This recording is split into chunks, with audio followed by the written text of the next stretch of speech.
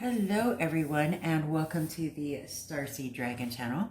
This is our new perspective for the day. I hope you're ready to exercise your intuitive muscles. We are using the Star Tarot today. It's a beautiful deck. And of course, I've reviewed all of the decks. So just go to my page and check out the section for the tarot and oracle reviews, and you'll see it in there. This is a recent review, so it'll probably be closer to the top, right? So we got the Knight of Swords, which is funny because we got the Knight of Swords yesterday too. Three of Swords, the Magician, Nine of Cups, Five of Swords, and Princess of Cup. Now the princesses and the princes are in this deck are the same as the pages, okay? So we have prince or princess, then knight, then king, or I'm sorry, then queen, then king. That was probably a Freudian slip. Okay, let's get started. So swords is air element, and that has everything to do with the mind, right? It's intelligence, logic, strategy, knowledge, wisdom, everything in the mind, right? It also has to do with mind manipulation and other devious words, right?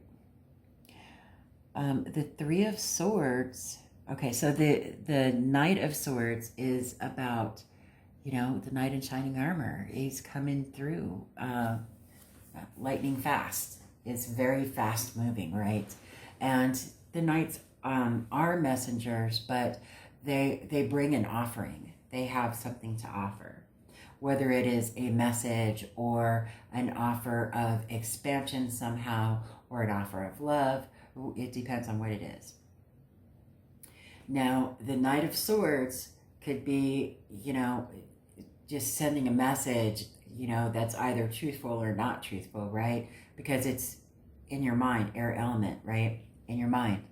So the Three of Swords, it talks about heartbreak. The number 3 itself is about expansion and growth, right? You found balance in the number 2, and now you're expanding upon that, whether you are expanding your knowledge on the balance you have with the number 2, what you already know, or you're expanding your horizons with learning something new, right? However, with the Three of Swords, this has to do with heartbreak and disappointment, right? It could be that this Knight of Swords is bringing a truth that is going to hurt your heart, right? I don't know. What are the other cards next to it, right? Let's find out. Did I tell you what the cards were? I don't know. So we have the Magician, the Nine of Cups, Five of Swords, and Princess of Cups. There are a lot of swords here. So that's a lot of air element, right? A lot of all up in your head, right? The Suit of Cups is water element and has to do with emotion, love, hate, deceit, honesty, feelings, you know, and emotions and intuitiveness, right? It has a lot to do with your intuitiveness. And being intuitive means you have to touch base with those feelings and allow that balance of mind and heart, but mostly heart, right? Which is why it's so easy for empaths to soak up the energy of others around them, because they do have that heart chakra way open, right? It's not a bad thing. I mean, I'm an empath, so I know. It's not a bad thing. It can really hurt sometimes, though, a lot. It can hurt to the point of complete devastation and losing faith in humanity, right? So that Three of Swords is very compelling with this Knight of Swords next to it and the Five of Swords under it, It's very interesting. So the Magician, major arcana, speaks to major situations or events that will not go unnoticed. This is a major thing that you're going to, or whoever we're reading for, okay, our pretend person that we're reading for. This is, the Magician is a major arcana to the point where you're going to have to recognize that you have all the tools you need in your handy-dandy toolbox to get through whatever situation, life event, connection, trauma that you're going through, right? To get to where you need to go, to manifest the life that you want to manifest, and to get through any heartaches, right? So that's what the Magician is. You know, he's got all of the tools he needs, and he knows how to wield them. He is a master at wielding it, okay? The number 1 is about new beginnings. The number 1 in numerology is about new beginnings, starting things, right? The beginning of a journey, or the beginning of learning something, or starting a new beginning, a fresh start in life, right? But you have to start, right? So that's the message of the Magician. You have all the tools that you need, but you have to start. I know that jumping off that ledge is frightening. Doing something new is scary as all get out, but you have to start. You have to start, or you'll be stuck where you're at forever, right? The 9 of Cups, it speaks to wish fulfillment, right? That's what this card represents. The number 9 itself is about empowerment and knowledge and independence. Knowing that you can teach others what you have learned thus far, so their journey isn't perhaps as rough as your journey was, right? But as far as human nature goes, we don't learn lessons like that, right? So there's that. Let me just move my light around. Okay. So yeah, there's that. But this card speaks to wish fulfillment. Whatever this Magician is trying to manifest is about to come true, right? Coming near the end. It's nearing the end, because 10 is the end of the minor arcana, right? So 5 of Swords, 5s speak to challenges. This particular card, the 5 of Swords, is the challenge of battle, right? This is, you know, the 5 of Wands is about practicing, right? Practicing that change, practicing getting ready to do something. This is the real deal. This is the actual competition, right? This is the war right here. This is the test. And it speaks to potential disappointments, right? When people go to war, people die, right? There is a significant amount of loss on both sides, right? But either way, whether you win or lose a challenge or a competition, right? You will walk away with the lesson. Yes. And that's what's important. Because when you walk away with a lesson, you won't have to learn it over again, right? Because you'll see those signs and you'll go, nope, walked down that path, didn't bode well. I'm going to take a different one, right? I already learned that lesson. Don't need to go there again. And the Princess of Cups speaks to, you know, they are the children of the court cards. So it's newness. It's looking at the world through childlike eyes, having a child's imagination, right?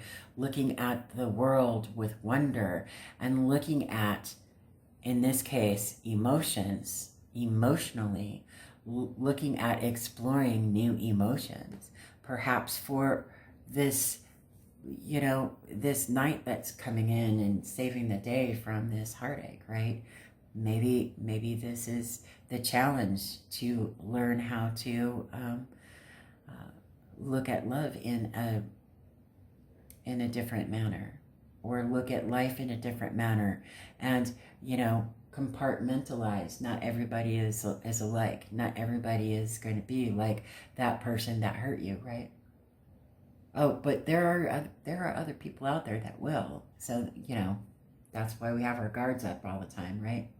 But it is up to us to decipher. This person that we're reading for, this imaginary person, has all the tools that they need to manifest their wishes and make them come true. So this doesn't need to really, that message right there should be enough solace for this imaginary person to not harden their heart, right?